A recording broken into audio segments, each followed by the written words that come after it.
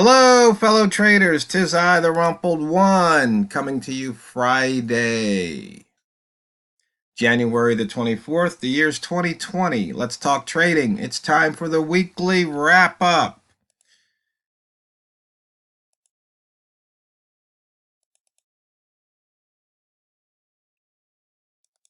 And I am sure that each and every one of you on each and every trade used your risk management and your money management. So you didn't leave too many pips on the table and you didn't lose any more on one particular trade than you were willing to lose. So let's go right to it.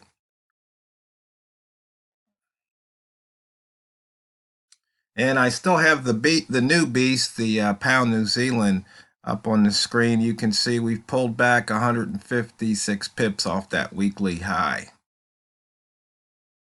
And those of you just tuning in, all the open gaps for the week have filled. So let's switch back over to dollar yen. And because that's what I usually look at. So the dollar yen.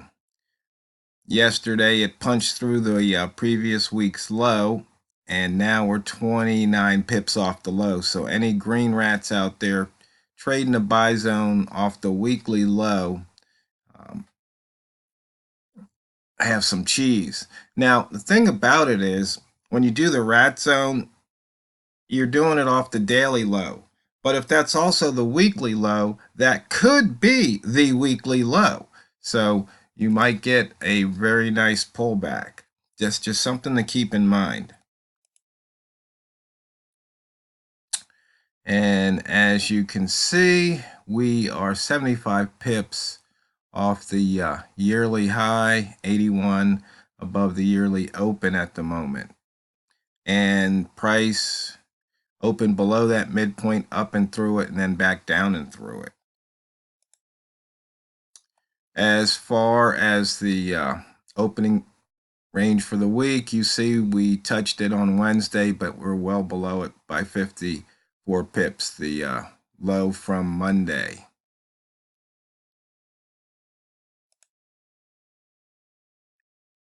And on the weekly chart here, the weekly buy zone, I'm sorry, it's the H1 chart, but the weekly buy zone, you see we had an opportunity on Tuesday, opportunity on Wednesday to get short, and price just broke through right here. You see it broke through that low and continued downward. Now, if you remember, you see like there was this big green bar here. Price came back to the open, but there's this big red bar here, so we're going to look for price to come back. But we also have a nicely sized green bar here.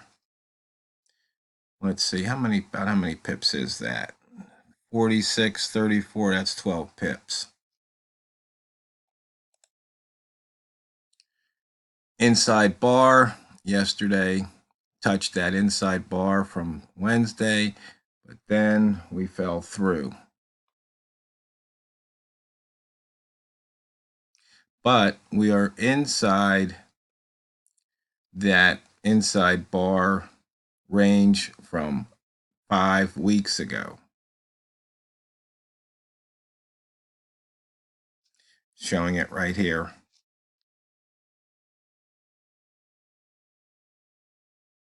And we're above the monthly and below the daily. That's for the inside bar. Range today, only 4 over 100. So if you've been watching my videos, you can see how the ranges have been really narrowed.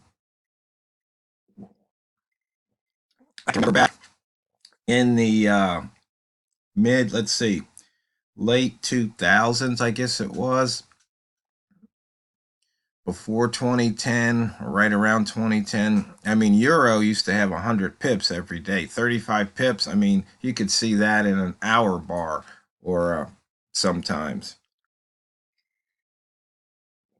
And I don't mean on an NFP day either.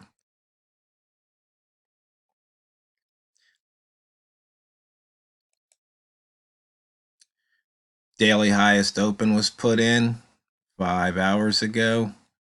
And you see we've pulled back with the lowest open put in 11 hours ago. On the pivot chart, we have a missed pivot there.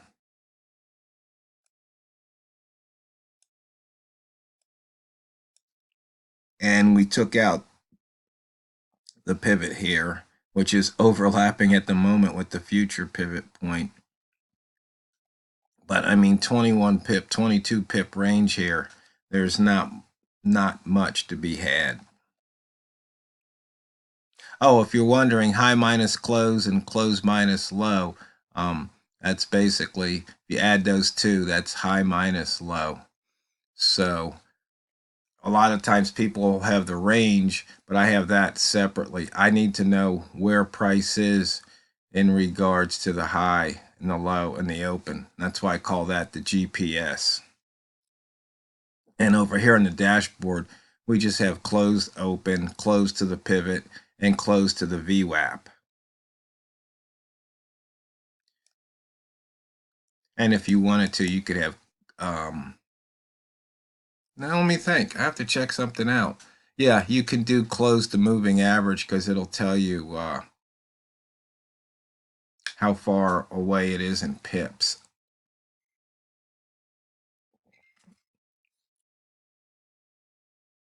That's if you put up the moving average.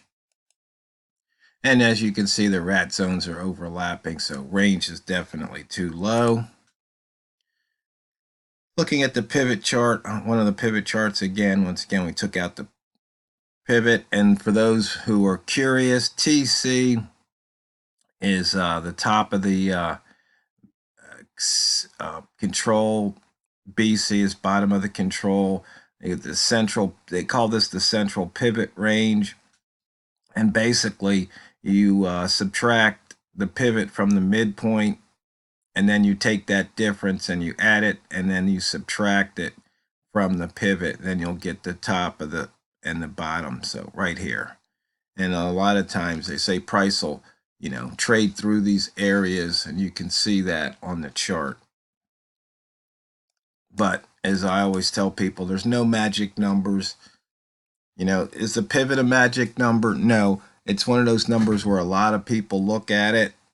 And since a lot of people look at it and trade it, if you use statistics, you can put that on and use that information in your favor. So right here, it would have been a strong bias to go to the north or trade long. But you can see here, price really never got out of its own way. And we had to open at 83, so price was 8 pips away, and so that's right at the bottom of the buy zone. So when you're using statistics, you know that that's really not that strong of a bias. Plus, right here you had that inside bar, so once it broke, there was no trade to the north. And you see we have a missed pivot down here, so we've got 2 missed pivots from January so far. And if I scrunch the chart down, you can see the rest of those missed pivots. Some may or may not get taken out this year. I don't know.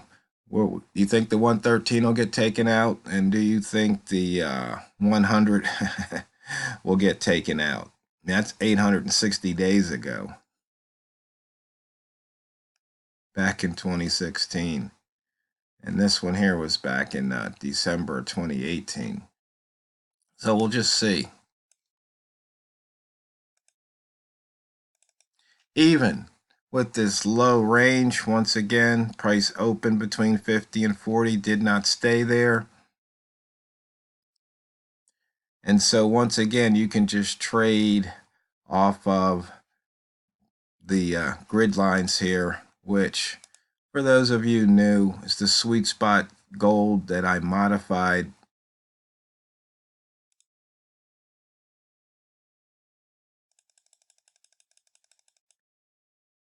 There was something. I can't remember what the context was, but a trader asked me, why does it do that? I don't remember if it was the pivot or what, but the thing is, I learned this decades ago. When it comes to trading, especially when you're trading, you don't need to know the why. The why will only confuse you and maybe make you um, cause you to make a unprofitable decision. It's more important to look at the what. So if there's some news out, doesn't matter what the news is, because you might think the news, oh, that's going to make the price go up when the price is going down. So you'll start looking for reversals and you'll get your fingers burnt. And so the important thing is, even if you know news came out, don't worry about the news. Focus instead on how price is reacting to news, which means how are the other traders reacting. Watch what they're doing on the chart, and then you trade accordingly.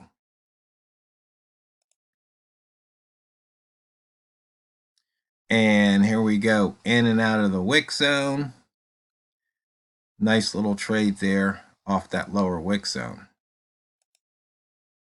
And you can see here we're just waffling across the previous week open, and looks like the previous month's open right here, and the previous week's low. So having those three horizontal lines tight together, you know there's going to be some trades to be had on the crosses. The Einstein line signaled short right from the get-go, and might be up a pip at the moment.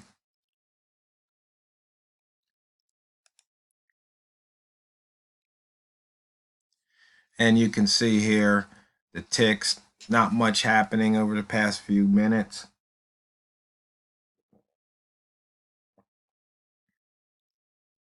Most of it to the south, but it looks like we're bouncing here. As far as the range and ATR goes, we were nowhere near the upper part of the ATR zone. Got close to the lower, but here on as far as today goes, we hit open plus half of the ATR for the week and for the day. So right there was a nice place to take profit here with the open at 48, and it hit the 63, actually penetrated it, and then closed below. So that would have been an indication, hey, let's take some profit.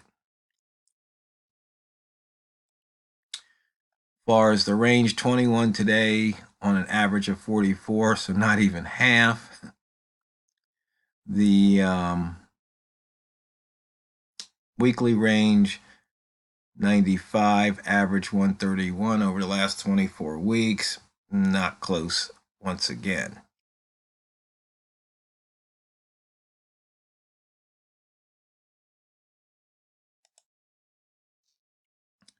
Now you can see price took out some lows here, took out this low, took out that low. So these are the highs and the lows that haven't been taken out as of yet.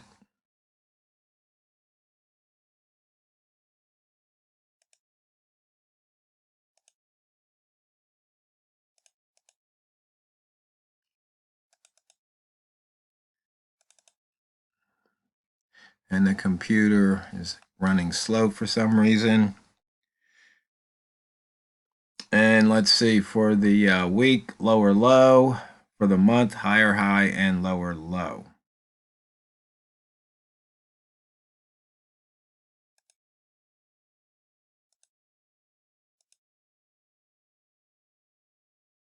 So that's pretty much it, fellow traders. I hope you had a profitable week. Hope you have a fun and safe weekend. And when you come back, sit down in front of your trading platform next week. Just remember, it's not what you trade, it's how you trade it. So drain the banks.